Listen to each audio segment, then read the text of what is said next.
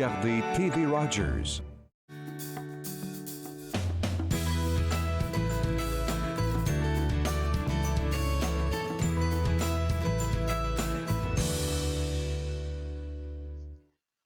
Bonjour et bienvenue à Entre nous exclusivement sur les ondes de TV Rogers. Je suis Claude Andrea Boni. Je me ferai un réel plaisir de passer la prochaine demi-heure avec vous. Aujourd'hui à l'émission, on va parler avec notre orthophoniste Roxane Bélanger à propos du mois de mai qui est le mois de la parole et de l'audition chez les jeunes enfants. Et aussi, on va s'entretenir avec Madame Sylvie Roson qui est coordonnatrice du programme d'intervention auprès des personnes ayant un handicap au Collège La Cité. On va en apprendre plus sur ce merveilleux programme. Et tout de suite, pour commencer, j'ai la chance de parler avec Ève Tremblay, notre belle Ève Tremblay, parce que, en fait, Ève est là aujourd'hui parce qu'elle a eu la chance d'avoir la bourse du recteur de la Faculté des arts de l'Université d'Ottawa. Tu es en 12e année, mais apparemment, de ce que j'ai entendu de toi, tu as un parcours exemplaire et extraordinaire. Est-ce que tu pourrais nous parler de comment tu vis, tu as vécu ton cursus scolaire dans les écoles du CEPO? Oui, ben merci beaucoup. Donc, j'ai beaucoup eu de chance avec mon parcours au CPO parce que, ben, en plus de mon diplôme secondaire, j'ai eu la chance de faire le baccalauréat international. Donc, j'ai eu la chance de faire beaucoup d'activités par rapport à ça et je fais aussi une majeure haute spécialisation en santé et en bien-être. Donc, j'ai eu la chance de faire des coops et de suivre plein de super belles formations par rapport à ça. Tu fais beaucoup de choses en même temps parce que comme je te disais tantôt avant l'émission, j'ai lu un communiqué qui annonçait que tu avais reçu cette bourse-là. Puis je regarde tout ce que tu fais au sein de ton école, tu fais avec tes amis, tu as même été en voyage au Pérou et en Argentine. Écoute, je me suis dit mais comment elle trouve la force pour faire tout ça? Où tu trouves la force pour ça? Oui, donc honnêtement, c'est pas toujours facile. Des fois, ça devient vraiment, vraiment occupé. Des fois, il y a certains aspects de ma vie, comme ma vie sociale, qui prend le bord un peu. Mais je suis chanceuse que dans la plupart des projets que je fais, souvent, je suis avec mes amis, donc au moins, j'ai la chance de passer du temps avec eux par rapport à ça. Mais vraiment, c'est d'essayer de rester organisé le plus possible, puis aussi d'essayer de pas tout faire. En même temps, comme quand j'ai plusieurs projets, j'essaye de m'assurer que il y a un projet qui est dû plus comme au début de l'année, ensuite pendant l'été, puis à l'automne.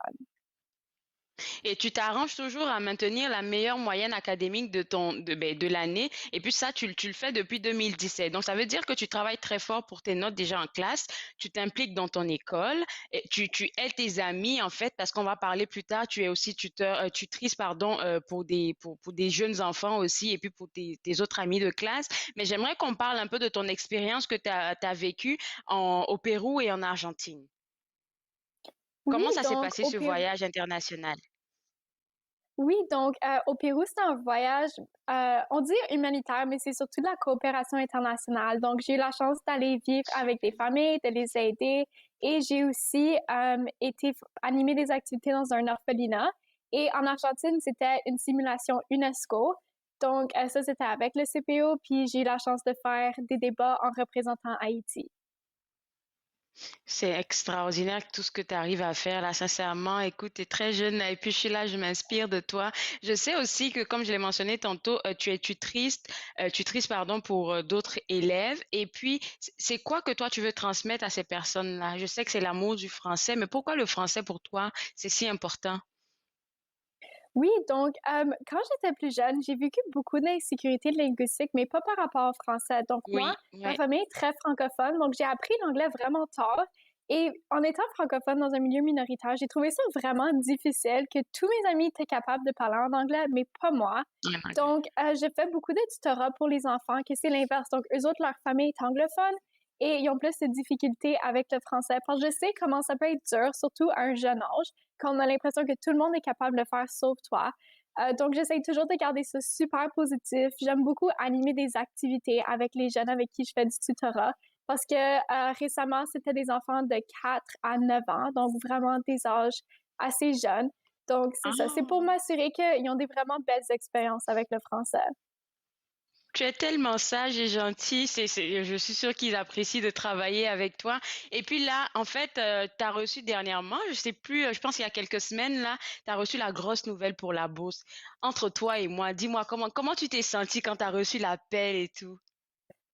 Oui, donc au début, il m'a envoyé un courriel, c'était vraiment vague. Il était là: «Ah, est-ce que tu es disponible pour une conversation téléphonique?»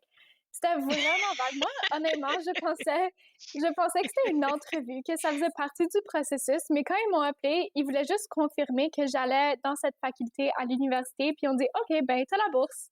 Fait qu'au début, c'était vraiment du Et cette bourse, choc. elle est octroyée à une seule personne, il faut le dire, une seule personne. Oui, oui, donc c'est une seule personne par faculté. Donc, ça m'a pris du temps avant de comprendre que je venais de gagner la bourse, parce qu'au début, c'était vraiment juste du choc. Puis tout de suite après, comme j'ai appelé ma famille, puis aussi les gens qui étaient mes références pour la bourse, donc ils étaient vraiment contents, puis c'était vraiment le fun. Alors, de quelle faculté est-ce que tu nous parles? Tu as eu la bourse pour cette faculté-là. Est-ce que tu peux dire au monde c'est quelle faculté et quel genre d'études que toi, tu aimerais faire plus tard? Oui, donc je m'en vais à la Faculté des arts à l'Université d'Ottawa et moi, je vais faire un bac bidisciplinaire en communication et en sociologie. OK, donc t'es pas trop sûr de où est-ce que tu t'en vas en ce moment? Oui, non, honnêtement, j'ai aucune idée qu'est-ce que je veux faire plus tard. Je sais que j'aimerais ça faire une différence dans la société. Quand j'étais plus jeune, Mais je oui. voulais vraiment m'en aller en tant que médecin.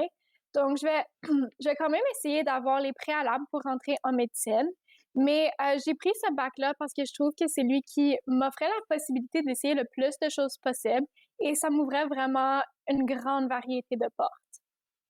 Je suis pas mal sûre que tu vas réussir et quand je dis réussir là, j'arrive à le voir parce que tu en veux et t'as dit tantôt là, tu veux changer quelque chose dans la communauté. Quand on a déjà ce thinking là, cette manière de penser, c'est clair que tout ce qu'on fait nous réussit. Tu sais quoi, je vais t'envoyer de gros bisous, t'envoyer plein d'encouragements et puis je suis sûre qu'un jour on pourra se parler encore à l'émission par rapport à tes nombreux projets. Bonne chance, Eve, bye bye. Merci beaucoup, au revoir. Au revoir. Alors, ben, ça fait toujours plaisir de voir des jeunes personnes qui déjà veulent faire un changement dans la communauté francophone. Donc, franchement, pour avoir plus d'informations sur ces différentes bourses, sur les partenariats du CEPO, www.cepo.on.ca, c'est le site web à visiter. On va toujours rester dans le contexte éducatif. Et là, maintenant, je m'entretiens avec Madame Sylvie Roson, coordonnatrice du programme d'intervention auprès des personnes ayant un handicap. Et Madame Roson, ce matin, j'ai juste envie de poser la question de savoir depuis quand est-ce que ce programme il existe? Bonjour. Oui, ce programme Bonjour. existe depuis très longtemps, depuis le début du collège de la Cité en 1990 et il était offert auparavant même au collège algonquin lorsque les deux volets francophones et anglophones existaient. Alors, c'est un programme qui a changé de nom, de titre à différentes reprises, mais il est avec nous depuis très longtemps. Ah, c'est ça, parce que moi j'ai été au collège de la Cité, mais j'ai jamais fait attention à ce programme-là. C'est tout nouveau pour moi, c'est pour ça que je posais la question. Alors, est-ce que vous pouvez nous décrire un peu c'est quoi ce programme, quel est son contenu? Oui, c'est un programme de 2 ans qui est offert au Collège La Cité, dans lequel on forme des personnes qui veulent travailler comme intervenants auprès de personnes de tous âges qui vivent avec soit une déficience intellectuelle ou un trouble du spectre de l'autisme. Alors, c'est vraiment un programme très complet. C'est une formation qui est axée sur les compétences des personnes. Alors, il y a un volet très pratique. On est au niveau collégial, fait qu'il y a de la théorie, c'est Ah, certain, c'est ça. Ah, mais je sais. on s'en sort pas. Par contre, on tente vraiment de faire beaucoup, beaucoup les liens avec le travail sur le terrain. OK. Et puis là, maintenant, je me dis que pour entrer dans ce programme-là, selon moi, c'est pas accessible à monsieur, madame, tout le monde, parce que je me dis, ça doit prendre beaucoup d'empathie pour une personne déjà pour entrer dans ce programme-là.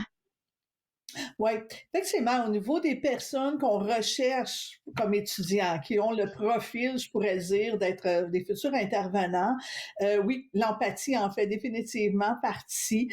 On a besoin de personnes. Le travail d'équipe est très, très, très important dans notre domaine parce que vous êtes Oui, amené à collaborer avec d'autres personnes, des gens exactement, oui, qui ont oui. le sens de l'initiative, qui voient le travail à faire, qui sont capables d'aller de l'avant. Alors, ça aussi, c'est très important. Au niveau physique aussi, parce qu'on travaille avec une clientèle très vaste, fait qu'on peut être amené à travailler avec des personnes, par exemple, qui vivent avec une déficience intellectuelle légère, qu'on va appeler, euh, qui sont capables d'être très fonctionnels, très autonomes dans la communauté, qui peuvent, exemple, avoir leur propre appartement, qui peuvent même conduire une voiture, qui peuvent avoir un emploi. Fait que le rôle d'intervenant, c'est de l'accompagner dans ces différentes facettes de la vie-là. Mais on peut également être amené à travailler avec des personnes qui ont des beaucoup plus grands besoins. Alors, on peut être amené à travailler avec des personnes qui ont également un handicap physique, moteur, sensoriel. C'est-à-dire que ces personnes-là, ben, on peut avoir à les nourrir, à les déplacer, à les accompagner dans leur hygiène corporelle, etc. Alors, ça demande quand même une certaine force physique. C'est un travail qui peut être demandant aussi physiquement. Un travail qui demande de la créativité. Les gens s'attendent souvent pas à ça, Eh mais oui. des fois, il faut être créatif, trouver des solutions, etc. Pour des activités aussi, parce que ça doit permettre de stimuler la personne. Tout à fait. Fait que oui, il y a toujours beaucoup d'animation à faire et Mm. d'intervention dans le domaine, parce que les futurs candidats, les personnes qui travaillent peuvent être amenées à travailler en milieu scolaire dans les écoles, mais peuvent aussi être amenées à travailler dans les résidences, les maisons comme chez vous, comme chez nous, où habitent des personnes qui vivent avec une déficience intellectuelle ou un trouble du spectre de l'autisme. Et ils peuvent être amenés aussi à travailler en centre de jour, etc. Fait que oui, de la créativité au niveau bon, des activités, mais au niveau des interventions aussi. Donc, OK, j'ai essayé telle façon de faire, ça ne fonctionne pas, qu'est-ce d'autre que je peux faire, etc. Vous avez mentionné le fait que dans le programme, on prépare les gens qui sont dans ce programme-là à dealer, à travailler avec toutes sortes de personnes qui ont des problèmes, qui ont des problèmes. Et moi, je me dis, est-ce que tout de suite en partant, on peut décider, OK, moi, j'ai envie de travailler avec des gens qui sont atteints de l'autisme. Est-ce que c'est comme ça que ça fonctionne ou on est dans un tronc commun et puis à la fin, on se dit, OK, moi, je vais dans ce sens-là et moi dans l'autre. OK, j'aime le fait que tu apportes le principe du tronc commun parce que depuis l'automne passé, c'est tout nouveau dans le programme. Notre première année de cours est en tronc commun avec le programme technique d'éducation spécialisée. Ça veut dire que les étudiants des OK. deux programmes suivent les mêmes cours pendant leur première année essentiellement. Puis ensuite, il y en a qui peuvent, la majorité vont décider de poursuivre dans le programme qu'ils ont choisi, mais il y en a qui peuvent changer d'un programme à l'autre, dépendant de leurs intérêts, parce que les gens apprennent à se C'est découvrir. intéressant, oui, oui. C'est pas rare qu'on voit dans le programme, exemple, des étudiants qui rentrent dans le domaine, dans le programme en se disant, ah, moi, je veux travailler avec les enfants, c'est certain. Finalement, ils font un stage avec des adultes, puis ils adorent cette clientèle-là, puis ils décident de poursuivre. Ça, c'est intéressant également. C'est une possibilité qui s'offre aux gens. Et c'est excellent hein, dans ce contexte-là parce que comme vous l'avez dit, souvent on est dans des cours là, on se dit OK, c'est ça qu'on aime, mais finalement on se rend compte que non, non, non, je pense que je vais plutôt m'aligner vers autre chose. Alors les types de cours que vous offrez en fait, ça touche à quoi pour que les gens aient peut-être une idée dans quoi ils s'embarquent? Oui, on a des cours quand même très variés. Fait qu'il y a des cours, exemple, sur l'inclusion et l'intégration des personnes, parce que ça fait partie du rôle de l'intervenant d'inclure les personnes vivant avec une déficience intellectuelle ou un trouble du spectre de l'autisme dans la communauté, que ce soit au niveau scolaire, sur le marché du travail, etc. On a des cours d'intervention familiale, parce que la collaboration avec la famille est archi importante dans notre domaine. On a des cours de développement de la personne, tu sais, de comprendre le développement de la personne, c'est aussi important. Alors, c'est le type de cours qu'il y a dans le programme. Euh, Puis c'est certain qu'on met beaucoup d'emphase. La dernière étape, c'est un gros stage pratique de 242 heures, alors où les étudiants ont vraiment l'occasion de mettre en application toutes les notions théoriques qu'ils ont pu voir pendant les cours. Et ça valide souvent, ça leur confirme qu'ils aiment le domaine, qu'ils sont bien là-dedans, etc. Moi, j'ai une question que j'avais pas préparée qui est venue tout de suite monter dans mon esprit et j'aimerais la poser pour que je suis sûre que d'autres personnes se posent la question. C'est par rapport à l'hypersensibilité parce que moi, me connaissant, je suis hypersensible et très empathique. Donc, pour quelqu'un qui entre dans ce programme-là, est-ce qu'il y a un cours particulier ou bien une formation particulière qui permet à ces personnes-là de mettre une limite à qu'est-ce qu'ils offrent? Et puis à faire une pause aussi, parce que leur santé mentale est importante pour pouvoir aider d'autres personnes. Tout à fait. On a différents cours. Dans différents cours, on va être touché. On a un cours, entre autres, de la relation, qui s'appelle Relations aidantes, dans lequel on va parler de l'importance d'établir une relation professionnelle avec la clientèle. Mais oui, c'est certain qu'il y a des personnes qui sont plus sensibles que d'autres. Alors, ça, c'est des volets qu'on voit. Comment rentrer en relation, mais de ne pas le prendre non plus trop personnellement, parce que Personnel, ça c'est peut... ça. Oui. Fait que, puis on a des cours comme exemple rôle et responsabilité de l'intervenant pour montrer aux étudiants, OK, voici ton rôle en tant qu'intervenant, voici les limites à ne pas franchir, etc. Tout à fait. Est-ce qu'il y a des, Oui. est-ce qu'il y a des gens dans le programme qui, en tant que coordonnatrice, qui vous ont déjà approché pour vous partager en fait leurs craintes? Oui, tout à fait. J'ai déjà eu des appels, là, ça fait un bout de temps que j'en ai pas eu, mais j'ai déjà eu des appels, exemple, quand ils arrivent en stage la première journée. Je me souviens d'avoir eu des appels le soir en larmes, tu sais, pas capable, je fais juste Oh, pleurer, oh, je veux juste oh, les prendre dans mes bras, etc. Fait que ça, on a déjà vécu oh. ça, effectivement. Puis, on chemine ensemble dans ça, je chemine avec l'étudiant, dire, OK, qu'est-ce qui se passe, etc. Parce que la dernière chose que les personnes ont besoin, c'est qu'on les prenne en pitié. C'est pas comme ça qu'on peut les aider. Fait que c'est d'être capable de faire la part des choses, de dire, OK, oui, cette personne-là a des besoins particuliers, mais je suis là pour la faire grandir, la stimuler, la faire évoluer, etc. Fait que, on accompagne les étudiants dans ça, effectivement. Alors, alors le programme, il se fait en 2 ans. En 2 ans, c'est ça que j'ai pu voir, 2 années. Donc la première année, on l'a mentionné tantôt, c'est un tronc commun.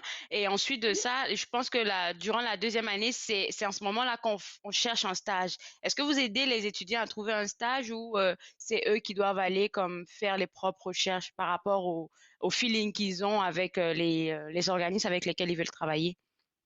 C'est vraiment un travail d'équipe dans le sens que c'est nous qui faisons le placement officiel, qui contactons le milieu pour faire le placement de stage, mais c'est à partir des choix des étudiants.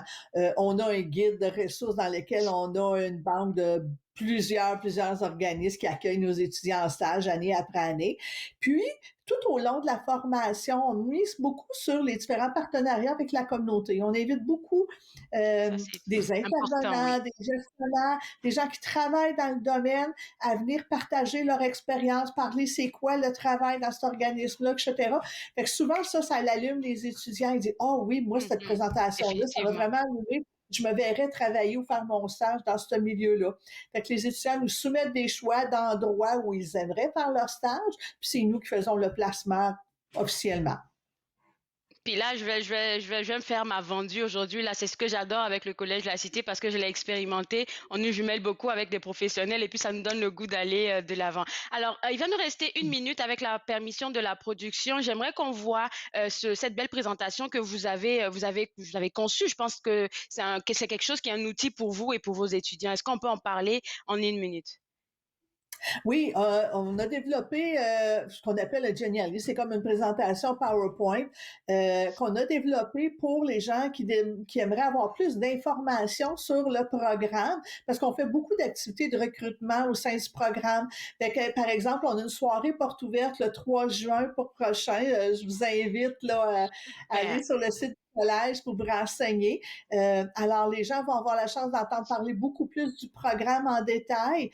Alors, ça, ce que vous voyez à l'écran, c'est les grands volets. Quand on clique sur les icônes, on obtient l'information.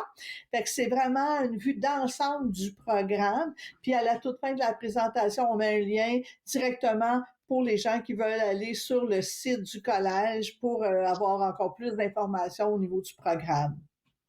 Très beau travail. Merci beaucoup pour ces informations, Madame Roson. Et puis, on va inviter éventuellement les gens à se connecter le 3 juin pour la journée porte ouverte. Bye bye.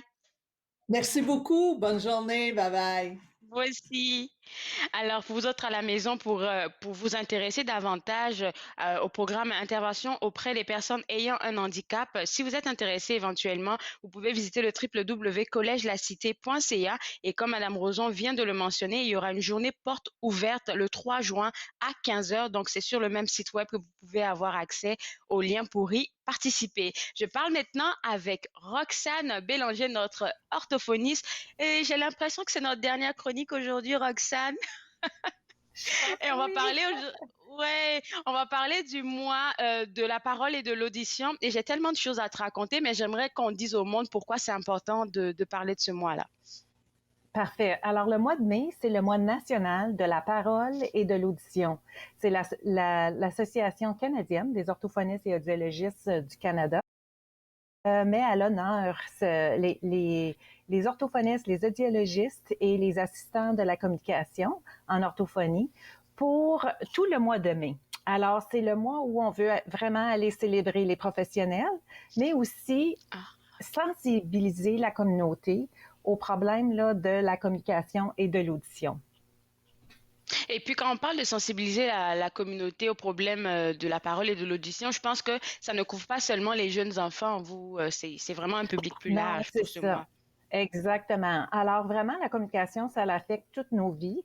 Je pense que même moi, comme orthophoniste, j'ai oublié à quel point la communication est facile pour moi, mais pour bien des gens, qu'ils soient là, des enfants, des adolescents ou des adultes, euh, les problèmes de communication et d'audition peuvent avoir un impact sur leurs interactions de tous les jours, sur leurs interactions journalières. Le simple fait là, de commander quelque chose au téléphone pour une personne qui a un bégaiement peut être difficile. Quelqu'un qui a une aphasie et qui veut tout simplement dire à son conjoint qu'il l'aime ou qu'elle l'aime, ça peut être difficile. Alors, vraiment, le mois de mai, c'est vraiment pour sensibiliser à l'ensemble des problèmes de communication et important la santé de la communication pour pouvoir bien se faire comprendre, pour être bien entendu et échanger avec les autres personnes, évidemment. Et puis rien n'est impossible quand on travaille fort là, parce que quand tu dis ça, ça me fait rire, parce que oui, je suis animatrice, mais moi j'ai un peu de dyslexie là, donc souvent, mais quand même j'arrive à me surpasser, donc félicitations à moi.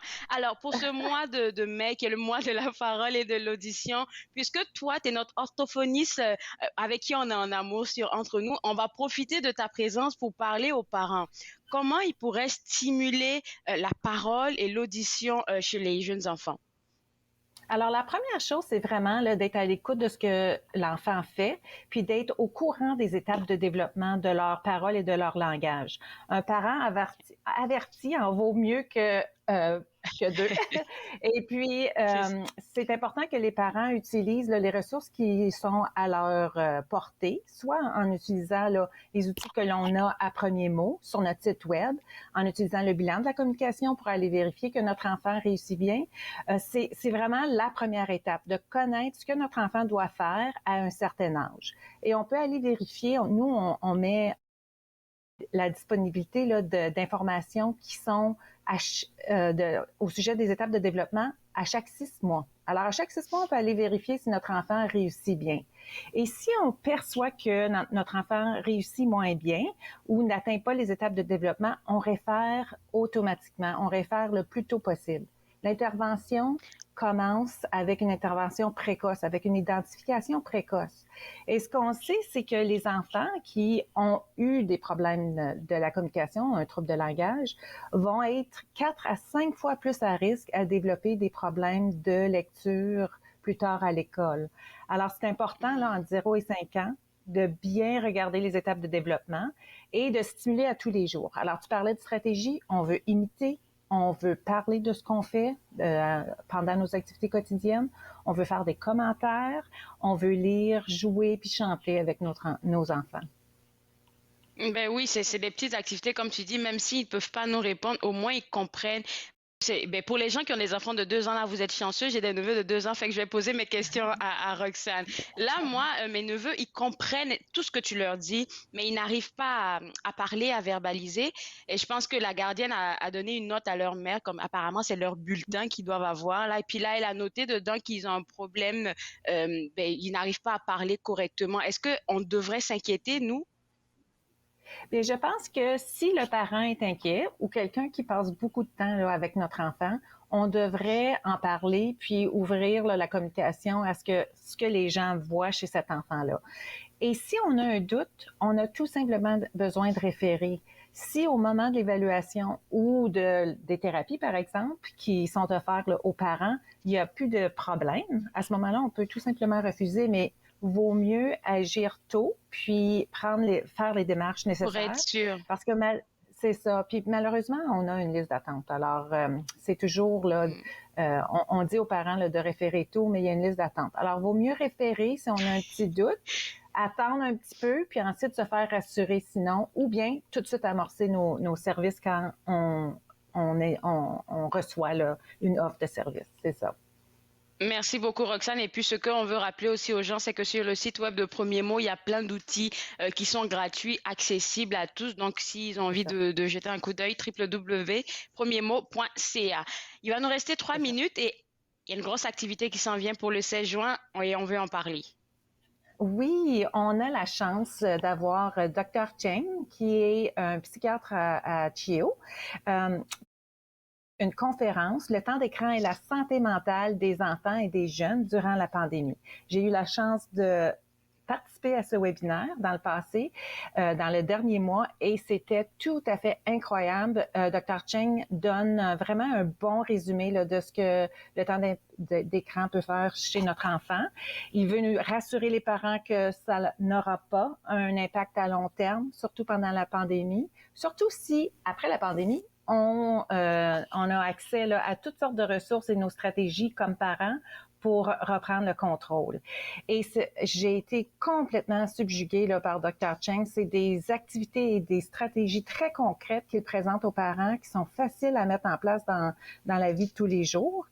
Et on a offert d'offrir gratuitement cet atelier-là à la communauté, aux parents communautaire, aux professionnels de la santé. Et je vais te dire quelque chose, Claude Andrea, on a l'inscription a commencé jeudi passé, on a 500 places et il y a déjà 350 places qui ont été réservées. Alors, incroyable. On est très, très content que ce webinaire-là semble répondre à un besoin de la communauté. Parce que c'est ça, je pense qu'en même temps, on nous dit le temps d'écran, c'est pas bon pour les enfants. D'un autre côté, on dit que c'est bon. On sait plus c'est comment jongler en fait, comment trouver le juste milieu dans tout ça. Mm-hmm. Et surtout pendant la pandémie, avec l'école, avec toutes les activités autour, là, ça a vraiment augmenté le temps d'écran. Alors, c'est peut-être un petit peu là, de juste mieux comprendre ce qu'on doit faire une fois la pandémie terminée et peut-être le genre d'activité qu'on peut promouvoir pour le temps d'écran. Alors, si c'est pour parler à grand-maman et à grand-papa qui sont loin ou qu'on peut pas visiter en ce moment, un FaceTime ou une activité comme face-à-face à l'ordinateur, ça, c'est très bien parce que c'est quand même, ça mise sur l'interaction sociale, la communication, mais on peut privilégier ce genre d'interaction-là au lieu de jouer des jeux ou de rester pris là, devant un écran. Alors, pour ce 16 juin, où est-ce qu'on devrait aller pour prendre notre place? Est-ce que c'est sur le site web de Premier Mot? C'est exactement ça. Vous allez avoir, si vous allez sur la page d'accueil, il va y avoir une petite bannière. Vous cliquez là-dessus, ça vous amène automatiquement à la page d'inscription et c'est votre nom, votre courriel et c'est tout simple comme ça. Et c'est gratuit. Merci beaucoup, Roxane. Je te souhaite un super bel été et au plaisir de se revoir à la saison prochaine. Bye bye. Bye bye. Bon été. Merci. Alors, pour vous autres à la maison, surtout pour les parents, www.premiermot.ca pour pouvoir participer à ce webinaire gratuit. Il y a 500 places, déjà 350 places sont déjà occupées. Il vous reste 150 places, donc www.premiermot.ca, c'est le site web à visiter. Je me suis fait le plaisir de passer cette demi-heure avec vous. On sera de retour demain à partir de 11h avec des invités aussi exceptionnels que cette journée. On se voit demain. Au revoir.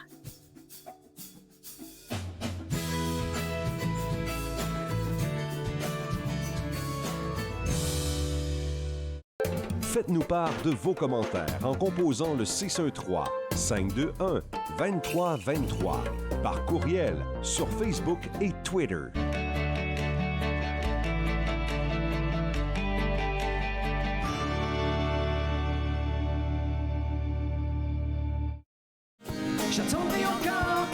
À l'émission Court-Circuit, on rencontre Wilfred Leboutillier. Il nous parle de son parcours, mais aussi de ses projets. Soyez